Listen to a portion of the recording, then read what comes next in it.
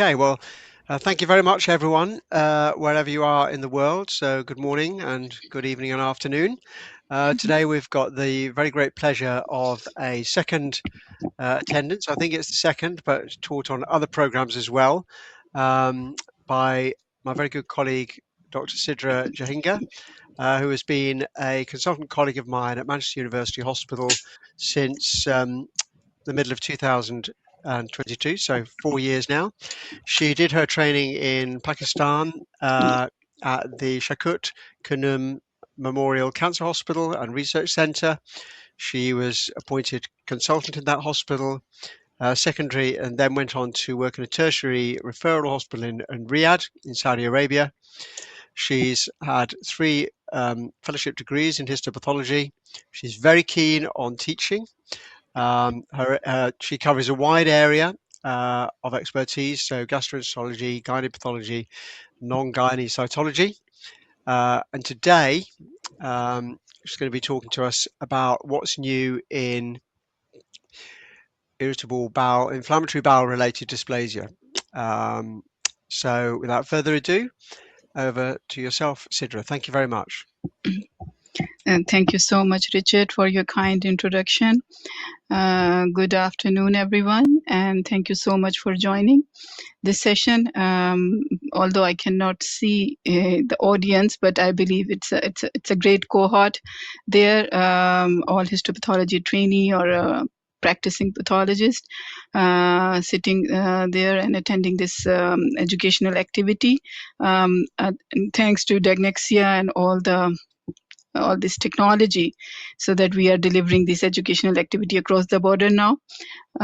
So my topic of presentation and talk is what's new in inflammatory bowel disease related dysplasia.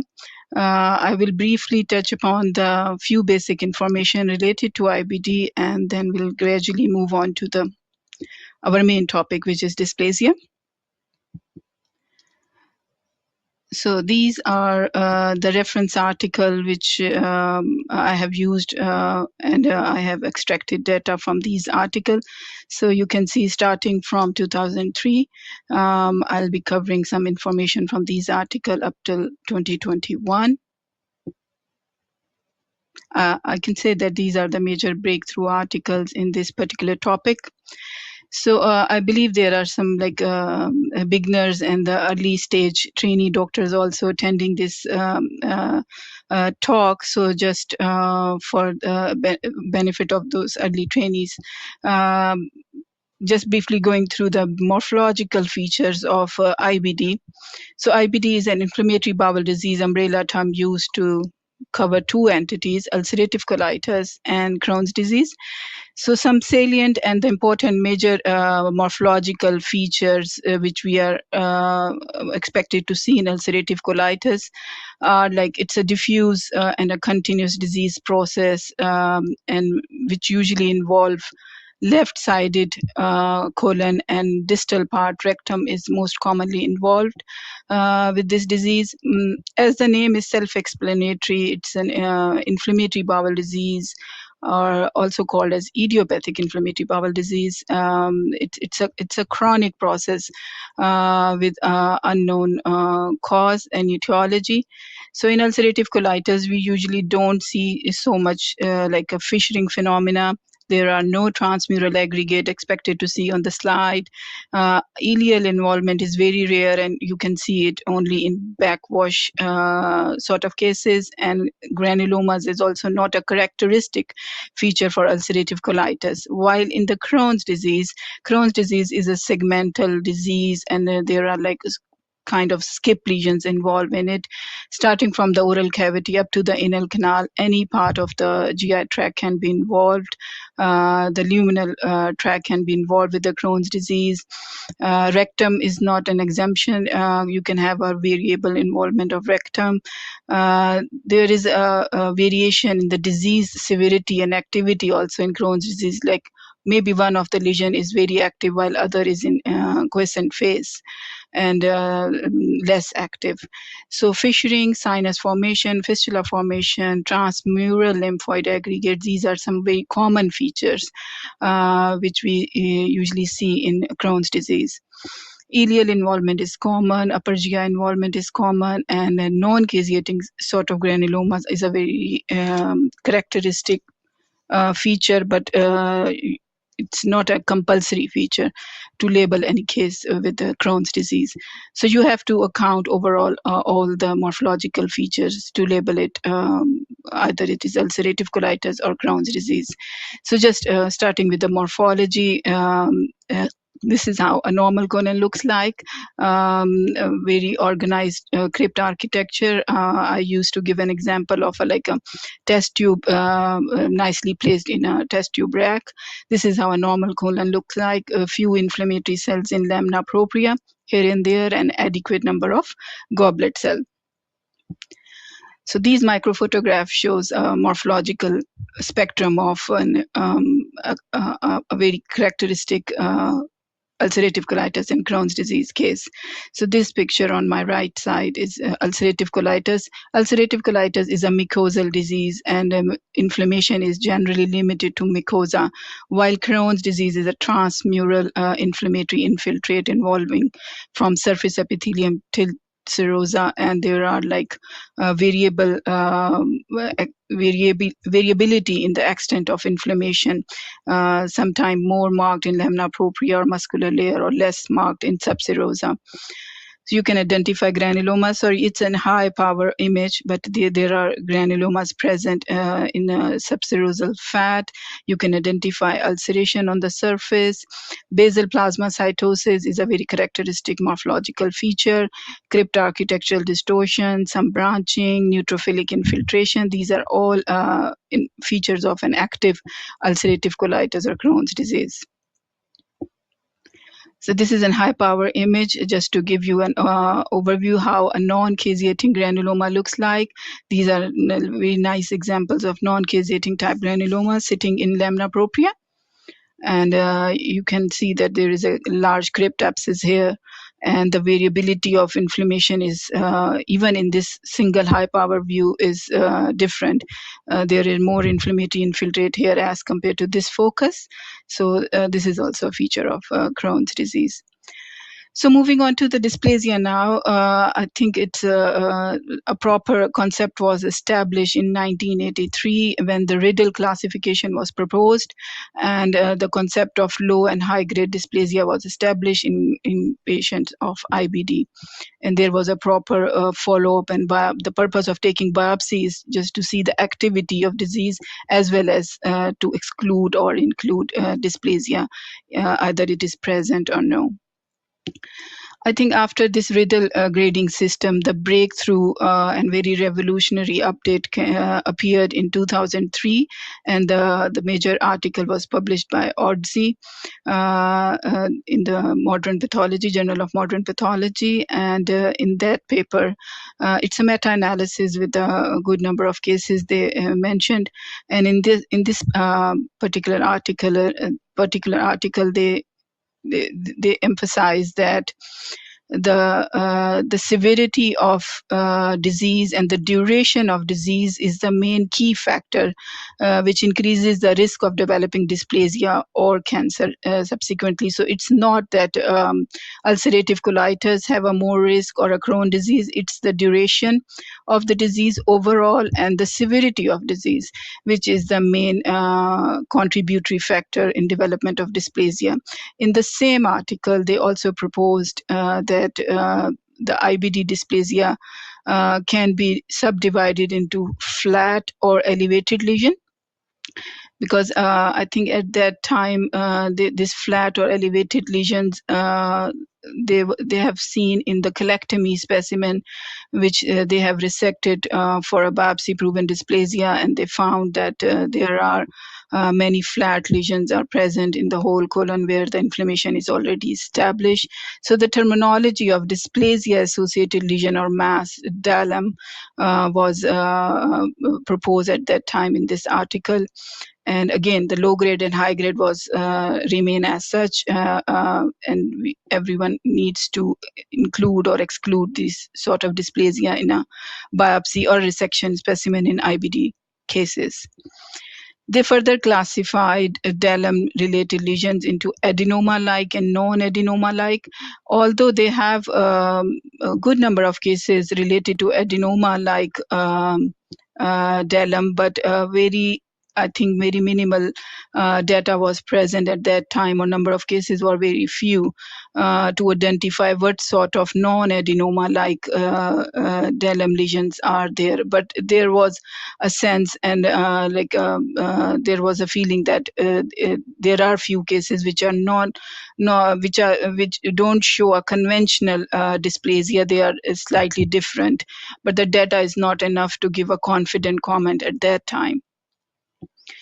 So after that, I think the Scenic is the most latest and up-to-date version, which appeared in 2015 in some important journals. And the Scenic stands for Surveillance for Colorectal Endoscopic Neoplasia Detection and Management in Inflammatory Bowel Disease, more kind of a clinical terminology, but as the passage of time, as the endoscopy and the technology evolves, the gastroenterologist they proposed an endoscopy-based classification as well, which is integrated into histopathology.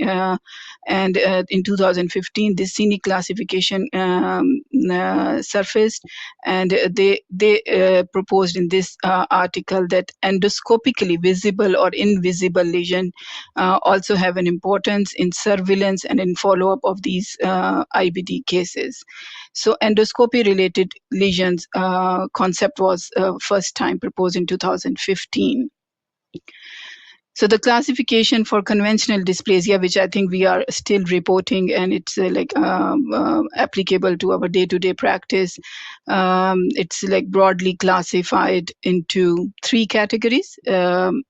Negative for dysplasia if there is just typical changes of inflammatory changes and there is no ATP or concerning feature of dysplasia, or ATP is there, we label that case as a negative for dysplasia. There is leverage of using this indefinite for dysplasia entity also in IBD, same like Barrett's cases. And if there is low grade or high grade, we have to make a clear-cut comment. If dysplasia is there, either it is low grade or high grade. It will be, I think, a useful practice if you can further provide a detailed information about the type of dysplasia or pattern of dysplasia. Is it adenoma-like or tubular adenoma, tubulovillous adenoma, or villous adenoma-like dysplasia? Although practically, I think gastroenterologists, they are more interested in knowing either it is low grade or high grade. Again, an important information was by that time is established that the risk of carcinoma increases 1 to 2% per year after first 10 years of disease. So active surveillance after 10 years of an established or a biopsy-proven disease needs a bit closer surveillance and a closer follow-up for these patients, as the risk of malignancy or developing a dysplasia increases 1 to 2% every year after first 10 years of disease. So this is also a very important clinical information. And even this information is very important for us also while we are reviewing the surveillance biopsy, that how longer the patient have disease and when it was first diagnosed. So just an example, microphotograph showing a low-grade dysplasia with the background of IBD. Sorry, in this microphotograph, there is a very minimal background available. It's just the slide is focusing on the low-grade dysplasia here. So this A slide on the upper side, it's a tubular adenoma-like dysplasia. It's purely a low-grade change you can appreciate. And this below slide, it's slide B, showing a tubulovillous sort of dysplasia with the background of IBD. What we usually see in day-to-day practice that in IBD-related dysplasia, it's not a diffuse in some cases, you can see a diffuse process in dissection specimen, but in biopsies, what we can identify that there are some of the crypts, they are lined by stratified columnar epithelium, tall columnar, with slightly less goblet cell, and these low-grade dysplastic changes alternating with slightly normal looking crypts. So this is how generally a mucosal biopsy looks like in low-grade dysplastic cases of in an IBD setting. And you can identify some surface ulceration and erosion and inflammatory background with features of chronicity. This slide showing a high-grade change, again with IBD setting. So with high-grade dysplasia, what we expect to see that there is to label a high-grade dysplasia, you need two important features. It's an architectural distortion and the cytological atypia. So if we focus on the architecture, you can identify there is like crib reforming of glands. The tubules are fusing with, they are fused with each other here. And there is loss of polarity. The nuclei are haphazard. Some are touching the luminal apical cytoplasm, and they are losing their basement membrane. So this is called loss of polarity. So there is architectural distortion. There is loss of polarity. There is rounding of nuclei, prominent nucleoli, and numerous mitotic figures within the tubules. There is like luminal necrosis, apoptotic debris. So accounting all the features and architecture, I think changes are enough to label this case as a high-grade dysplasia in an IBD setting. So I'm sure that many of you are thinking about what about the conventional sporadic adenoma and IBD-related dysplasia, and how can we differentiate? Although for this, the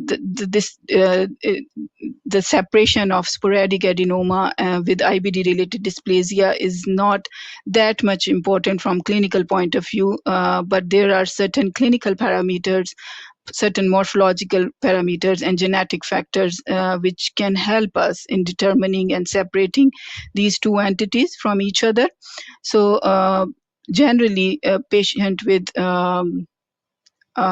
a conventional or sporadic adenoma, they are older in age as compared to IBD-related dysplasia patient. As you are already aware that IBD is slightly a disease of younger age group. So this is how, that's why the dysplasia in IBD cases become visible, or we can find on slide in a younger patient. Extent of disease, usually in adenoma, it's like a localized area is involved, while in polypoidal dysplasia, it's a wider area is involved with the disease. Disease activity, you don't see as endoscopically, or if it's a resection specimen, the whole inflammatory changes, but the background is well established in polypoidal dysplasia. Again, the duration is also, symptoms and duration of symptoms is also important, which is like more than 11 years in IBD setting. So flat dysplasia is like very rare in a conventional adenoma cases, while it's not a very rare phenomena. It's a common phenomena in polypoidal dysplasia. Again, inflammation, as I mentioned, the IBD, the setting should be there, and the inflammatory changes in lamina propria are well established with polypoidal dysplasia. Villus architecture is usually absent in a conventional adenoma, while it's occasionally present and more commonly seen in polypoidal dysplasia. And there is, I think this feature is also very important, that, and I mentioned this one in my previous slide, that benign crypts are mixed with polypoidal dysplasia, while in a conventional adenoma, it's a diffuse process. Whole of the visible lesion is involved, and there is no normal crypts identified in between a conventional dysplasia. So genetics are also helpful here. There is a loss of heterozygosity for on chromosome 3 in IBD-related setting, and this genetic alteration is very uncommon and rare in conventional adenoma.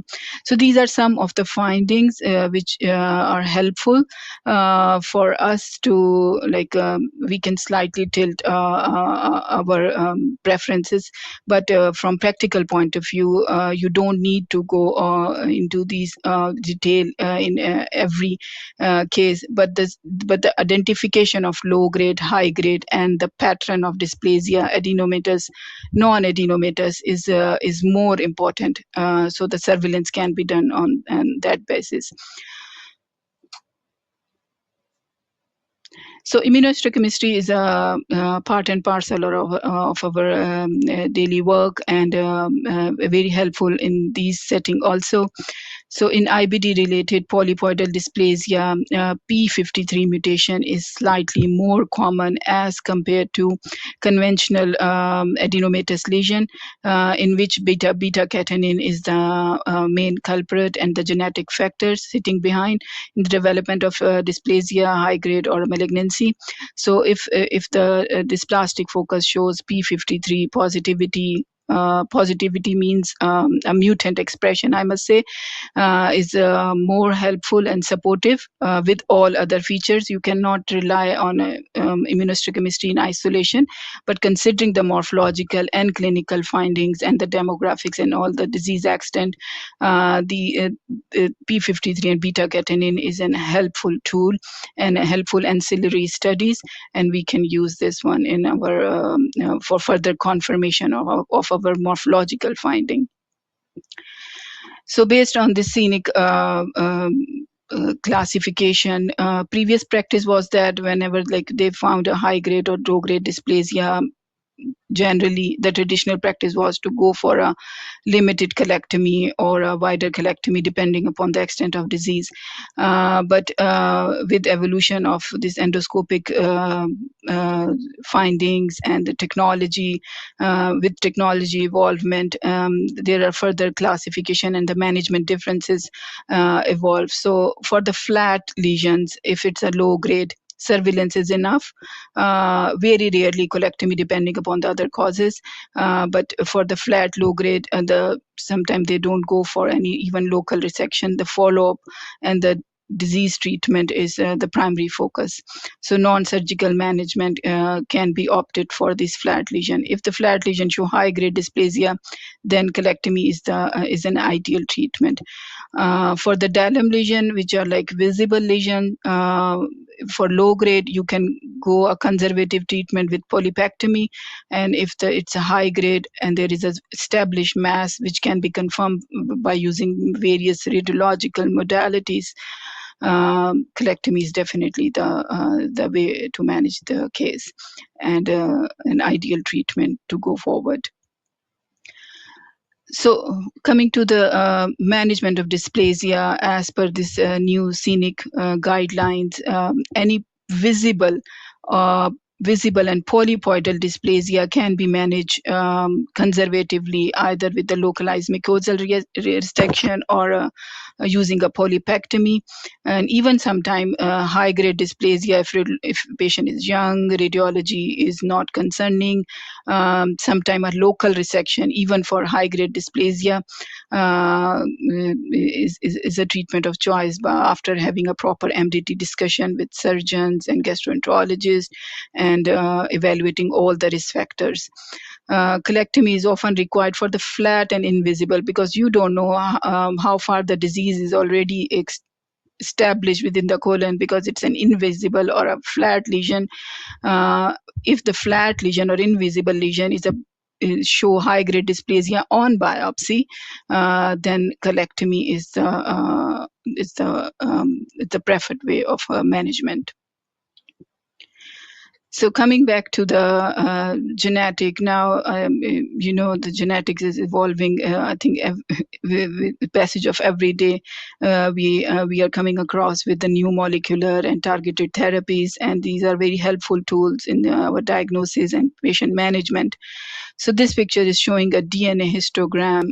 By DNA histogram, you can measure DNA abnormalities in a graphical way.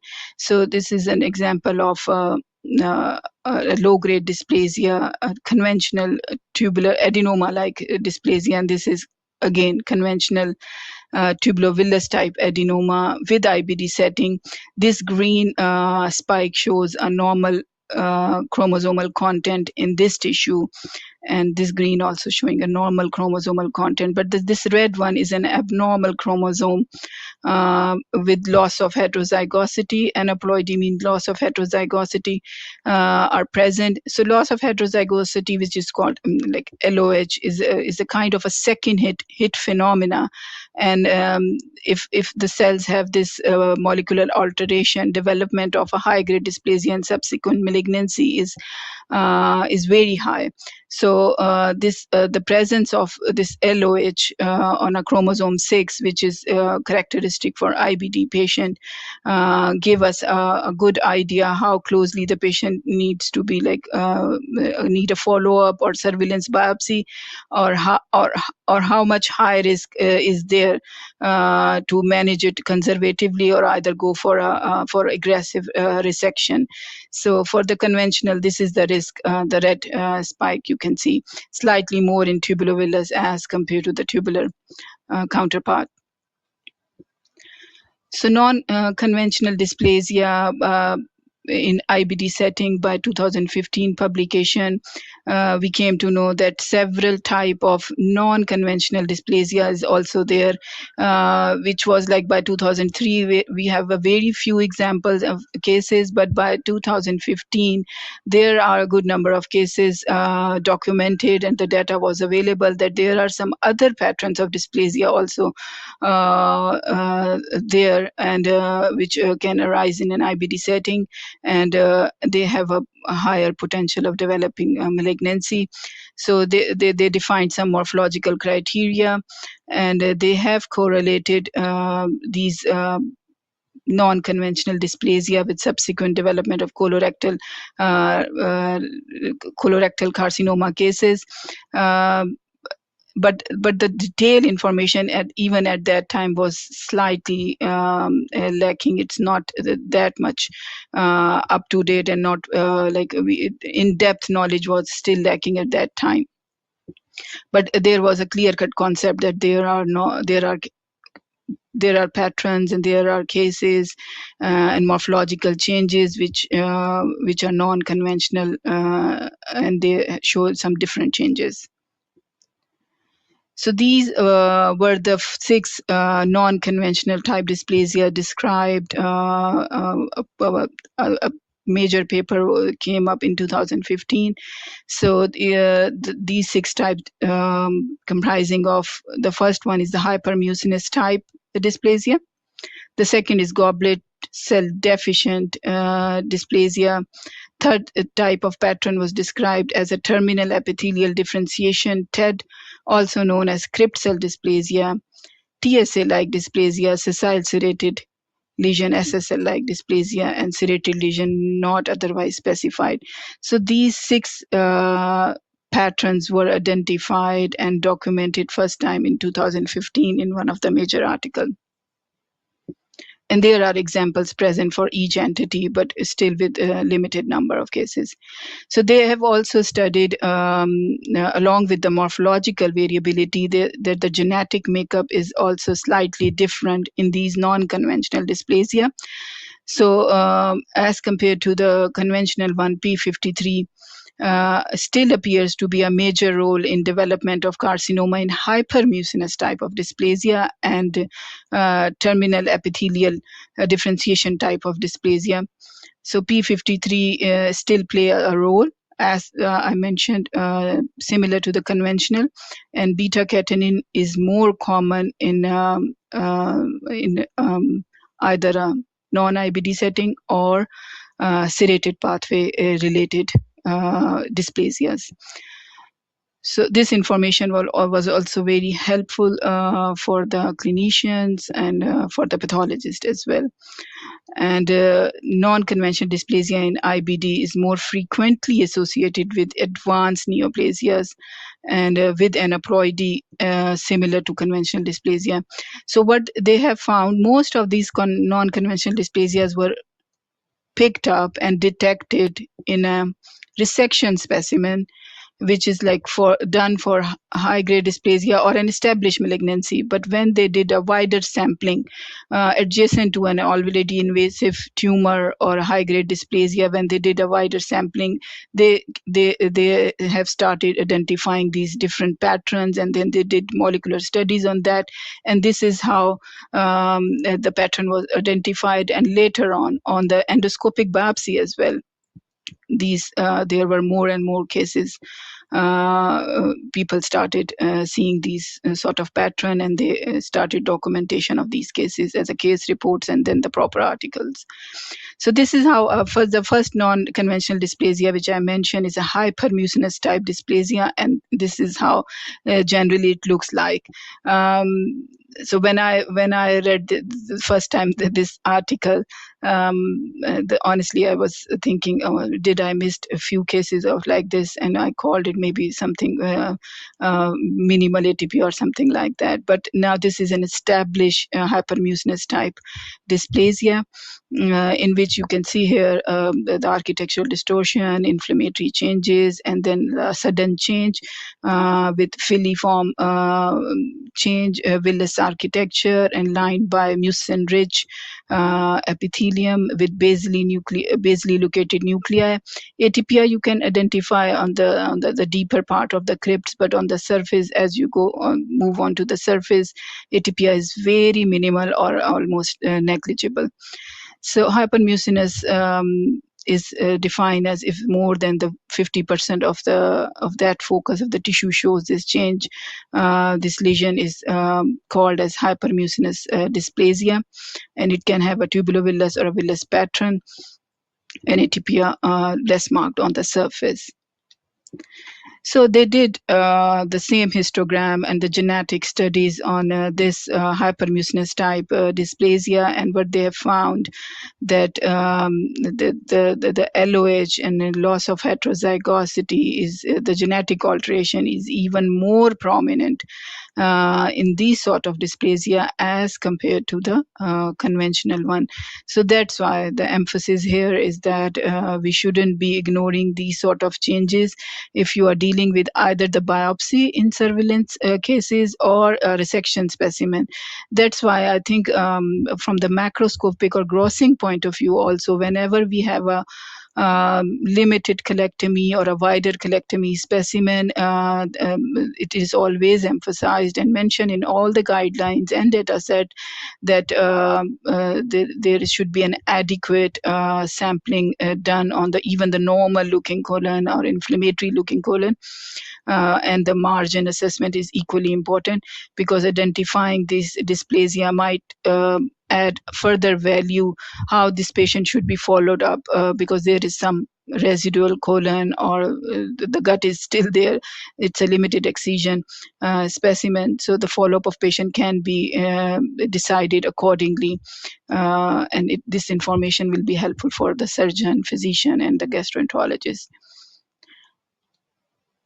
So the second type is a crypt cell dysplasia. It's a similar morphological features, which there is another name used for this dysplasia, the crypt cell atypia. So generally you see surface slightly normal looking, but the deeper crypt shows dysplastic changes. And hyperchromasia is slightly similar to the conventional one, the nuclear changes, but it's the crypt which is mainly involved. So this is the example of crypt cell dysplasia with DNA histogram. So you can see the surface maturation, the surface epithelium, which is like kind of odd for a conventional one. So in crypt cell dysplasia, you see surface maturation, surfaces maturing normally, but the deeper crypts showing hyperchromatic nuclei, nuclear stratification, slight complexity of architecture, less goblet cells, and in this microphotograph also showing a crypt cell dysplasia. And this is a resection specimen in which you can see inflammatory changes on the top. Surface may be eroded. There is no unequivocal or frank dysplasia present on the surface, but this is a crypt cell dysplasia and a very well differentiated tubular type adenocarcinoma, unfortunately already established in this limited excision specimen. So, and again, maybe the morphology is slightly innocent looking, but these sort of dysplasia can lead to an aggressive invasive malignancy. And this is the histogram for this particular case, showing almost like 50% of the chromosome they have. They are showing loss of heterozygosity, and the tumor is already there. So that's why the risk is high.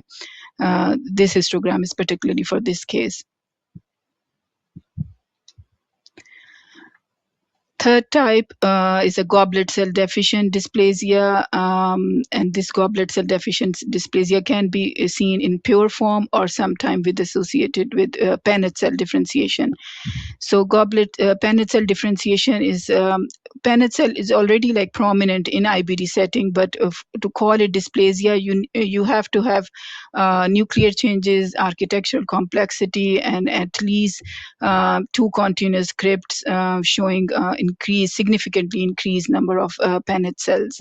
This is another morphological pattern which they identified in these papers, and there are now documented cases with molecular alteration.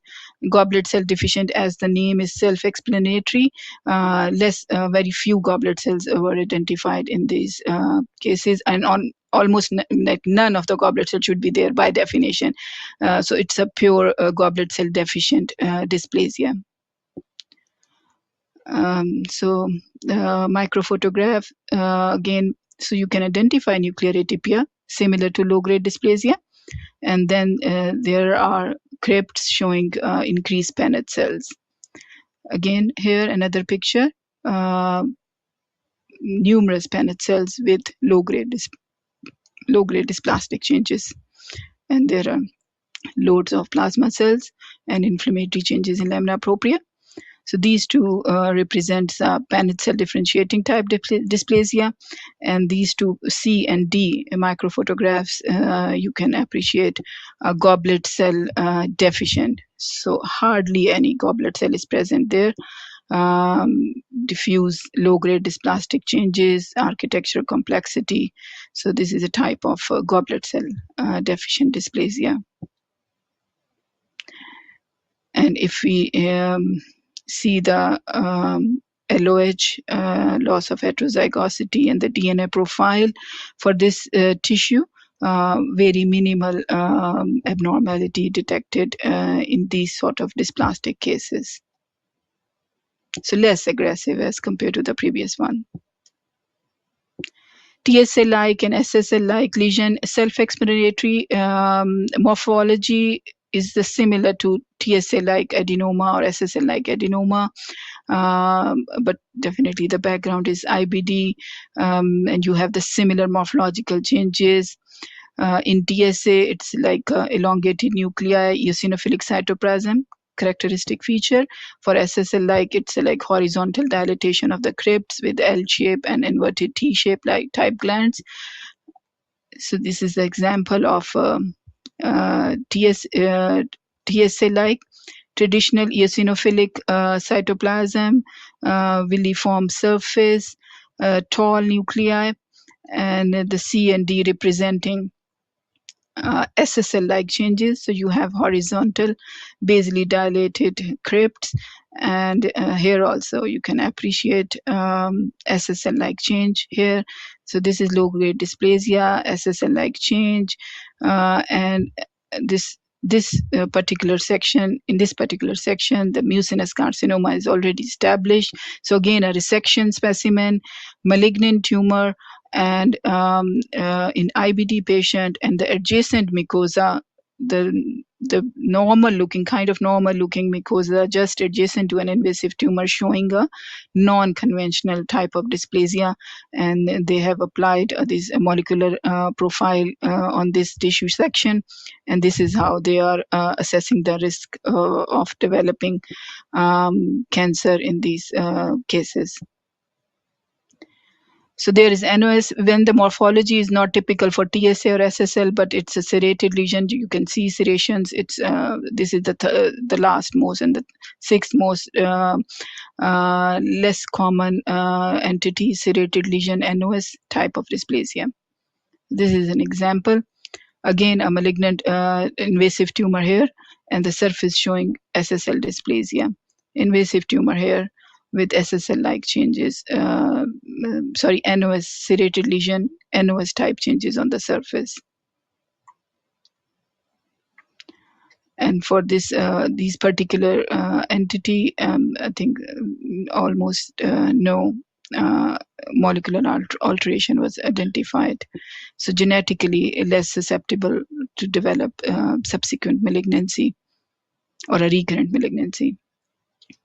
So just to summarize what I have mentioned already, so these are the 6 type of non-conventional dysplasia.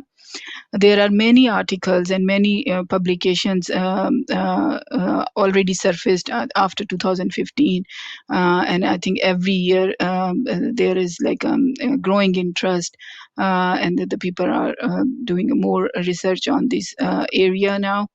So broadly categorizing: hypermucinous, intestinal type covering Paneth cell and goblet cell deficient, and the serrated type also have 3 entities. So these are the morphological changes which we have covered already, and some genetic alteration. So hypermucinous type, personally I have reported 2 cases. So I think this is the most commonest type, but we should be aware of these further entities because the prognosis and the further follow-up it can be decided on these basis. So to conclude my talk, there are at least 6 morphological pattern of non-conventional dysplasia is already mentioned, and established entities now. And whenever we are going through a resection specimen or biopsy cases or a limited mucosal resection, we have to we should be like alert for these entities, and it should be in back of our mind that we are not missing these changes and should not be taken as a normal changes in an IBD setting. So hypermucinous dysplasia is the commonest one, and the risk of developing malignancy is significant in hypermucinous type dysplasia. And you can see a mixed type of dysplasia or mixed pattern of dysplasia in some of the cases. So mentioning all the patterns is equally important. And despite of low-grade histology, non-conventional dysplasia is detected in the same colonic segment of the colorectal carcinoma adjacent to the malignant tumor is similar. So the more and more awareness is growing up, more and more cases are coming up. So it's almost similar. The chances of having this non-conventional dysplasia is similar to the conventional one. And the tumor, there is another finding that the tumor arising from the non-conventional dysplasia background, they are usually aggressive, more aggressive, with some poor differentiation. So identification of these different pattern of dysplasia is essential. The bottom line is that for a clinical management and surveillance point of view. Thank you so much. So this brings me to the end of my presentation lecture, and I'm happy to take any questions if there are any. Thank you so much for your attention, everyone. Thank you very much, Sidra. You've already got some thanks in the chat. Lourdes says thank you very much for the updates, and Guion JetNet says thank you very much. The thanks doesn't usually follow so quickly, so you've really wowed the audience. Yeah. I mean, I was not aware of these unconventional dysplasias. I guess, is it Are we seeing them more because of better endoscopy, or people are living longer with um, kind of extensive inflammatory bowel disease than they used to in the past? Yeah, I think people are living longer, which is a very good thing, and I think the surveillance program are very robust now. Yep. There are a very proper colonoscopic biopsy with a lot of mapping biopsy we are getting in. Previously, whenever patient have like exaggeration of symptom, this was a conventional practice. Whenever disease like flare up, they usually do go for endoscopy at that time. But now, even if the disease in control, symptomatically control, 6 months yearly follow up are more common. So this is how we are like seeing abnormalities more commonly now. There are more and more cases coming up. Like just recently, I think last month, I have a case with these mapping biopsies. I think more than 15 biopsies from the one patient. They mentioned a visible lesion, which showed a conventional dysplasia, but there is a non-conventional mucinous type dysplasia, which is like not evident on endoscopy. Okay. And we are bringing these cases into the IBD MDT, and Yep. there's a proper discussion needed for these sort of cases, and a proper management plan should Yeah. be discussed in MDT. Yeah.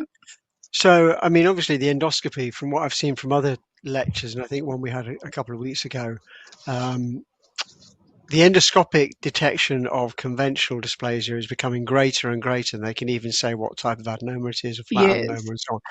But with these non-conventional ones, are they picked up? You say in that one there was a visible lesion, but is it generally the case, or for some of them that the lesion isn't visible? It's just basically they did a sequential mapping and found it at one place. Yeah, unfortunately, these are the incidental finding, I must say, because they are not Yeah, visible. That's why they are a bit more generous in doing more yeah. biopsies, yeah, every after few centimeters. Or now I think there is now AI implemented scopes are also there. So although I don't think so, AI is so much advanced to see what human eye cannot see, but there are more and more paper coming up where in AI integrated clonoscopes are also being used, and there are some alerts generated by AI, and the scope itself telling you take biopsy from Okay, this area. Yeah. Australia. Yes. That's really impressive. Yeah.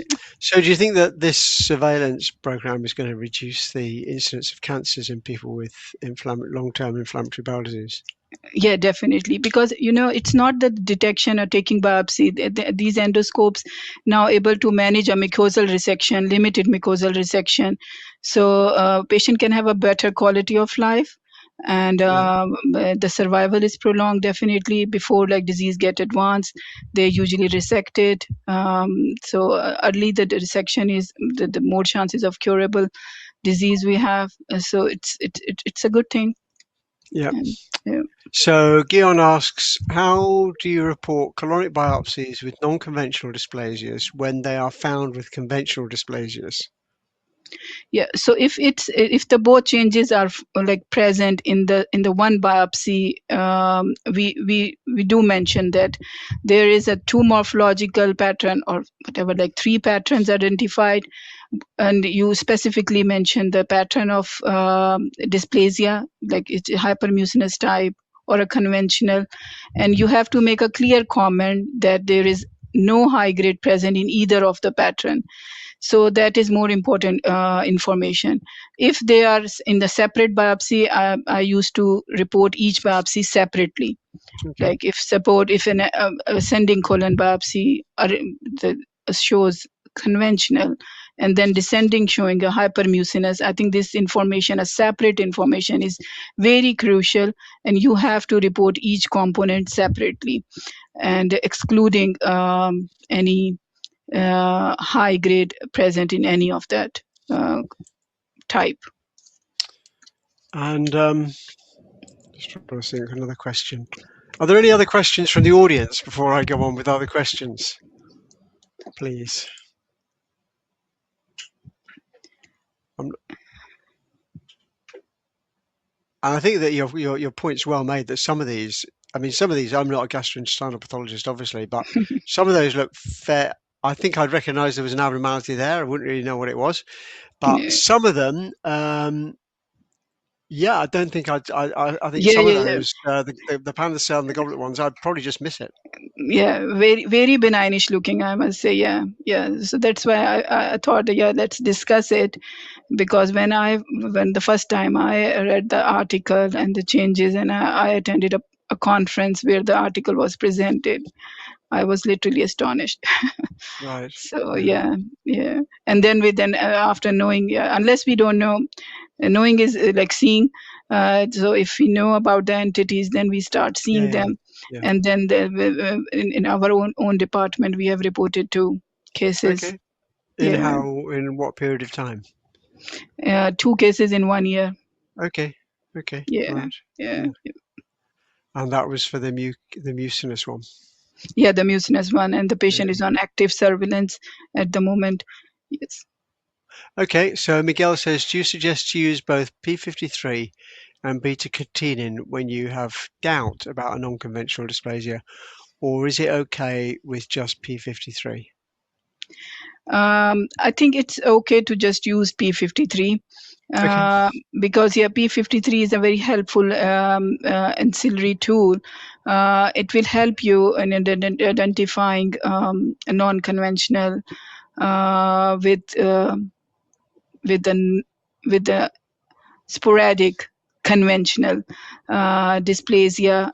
But I must emphasize, if it turns up like a mutant, it shows mutant expression, it will help you. But if it comes up as a negative, it will not exclude the non-conventional dysplasia. So it's mainly a morphological based diagnosis. So I suggest that doing P53 will be helpful. Um, and if you have enough resources, so ideally, why not go for a beta catenin as well? But the Yeah. general practice in our department, we do P53 on all sort of dysplastic cases in IBD setting. Yeah. Yeah, yeah. Okay. Any other questions from the audience? I don't know if people can put in the chat the countries they're from, which is always nice for the speaker to see. Yeah, yeah, yeah, yeah. Why not? I think I can. I had a. We have people represented generally from all across the world. Let's Yeah, see. this is something really good and something so exciting to know, Well, Richard. Yeah, it's all yourselves that do it, and Ava at the team at Diagnexia, and I merely host it. Okay. Anyone? No one wants to say where they are.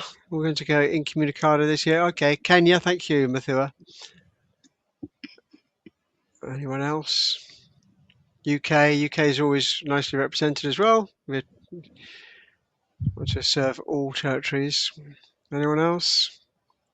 Chile. Yep, Cassia. Thank you.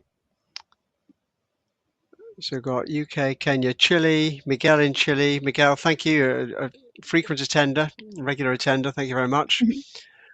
mhm. Mary from Kenya, Manal says thanks very much. And Dilshani. Hello, Dilshani. I saw Dilshani in Manchester. I don't know if you saw Dilshani in Manchester. She's now back in Sri Lanka, in Gaul. So uh, nice to see you again, Dilshani. Yeah, This webinar platform unfortunately doesn't allow us to see other people's faces, which is a shame, but it does facilitate getting the recording out to all the delegates. I think that's the most important thing. Are there any more questions from anyone before I kind of wrap things up? Thanks, Gion. Gion, yep, Ethiopia, right? I'll remember that. It's a great name. I'm sure I'll remember that. So we you have know everyone from. We have yeah, people I think. from. Go on. Yeah, in my last talk, I was running over time. So this time I was a bit more conscious that I should finish my talk within the time and giving Yeah. some question answer session time, because it was vice versa in my previous talk with the Diagnexia platform. No, So you've done it. yeah, Supporting us, more than once is always very much appreciated.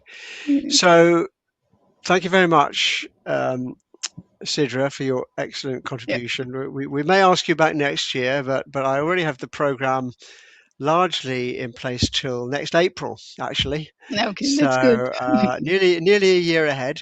Um, Okay. so just to let everyone know, it'll be back to me next week on Heme Path. So the audience usually drops off a little bit. Not everyone's interested in Heme Path. I'm trying to go through more general cases and trying to make them a bit more instructional. But I'll be doing Heme Path next week on Wednesday at the normal time. Whichever territory you're in, the time will not change. I'm afraid because we have had to move Ranjan Chetty. Ranjan Chetty is the Chief Medical Officer of Diagnexia. Diagnexia support this platform very generously. Obviously, he's a very busy person. He'll also be talking about GI pathology, but he can't do the week immediately after me. So I'm afraid you're going to have 2 weeks of me and then back to GI to Ranjan Chetty. So he will be on the 20, if I just look at the date, he will be on the 22nd of July, but the next 2 weeks, the 8th and the 15th of July, will be kind of didactic teaching in Heme Path from myself, looking at lymphomas and bone marrow trophines. We don't actually have a speaker in place for the 29th of July. We did have a speaker, but he's been called to an inquest by the coroner, which he can't get out of. He's rescheduled his talk to later in the year. So just a straw poll of the people on the line quickly in the next few minutes. I could either do a review of the year, going through the highlights and like kind of resuming all the material we've covered in the year, which is actually a huge amount of material, thanks to all the external speakers. And I think, Sidra, you might have been contributed twice this year in terms of an academic, a year. Yeah, So yes. thank you very much. No problem. So we can either do a review of the year where I can highlight the material that we've gone over as a kind of consolidation, or because I do a lot of autopsy work, I can do a lecture myself on autopsy pathology.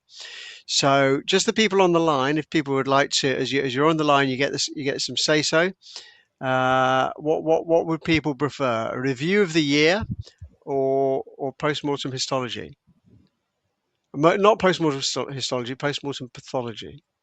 Approach to post-mortems and things you might see. I've done thousands of post-mortems. Every week I still see something I've never seen before. So, okay, we've got one vote for post-mortem. Any votes for anything else? Isaac said post-mortem as well. So I will construct something, probably largely off the top of my head, but I do post-mortems still once a week in a very busy mortuary in one of the poorest areas of the United Kingdom, actually. So it has a lot of pathology, a lot of pathology.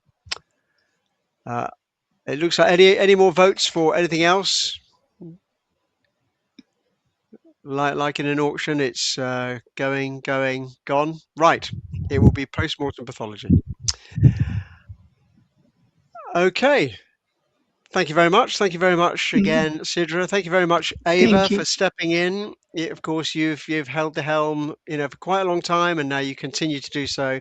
Very grateful for you doing that the other side of the Atlantic Ocean in Florida. Absolutely. And thank you very much to Diagnexia for all your support. Thank you for all the attendees. Of course, without you, there would be no audience, so it would be rather useless talking into a vacuum. And see you all next week. So with that, it's as usual, good morning, good afternoon, good evening, and good night to everyone. Yeah. Thank you. Bye. Thank you both so Bye-bye. much. Bye. Bye.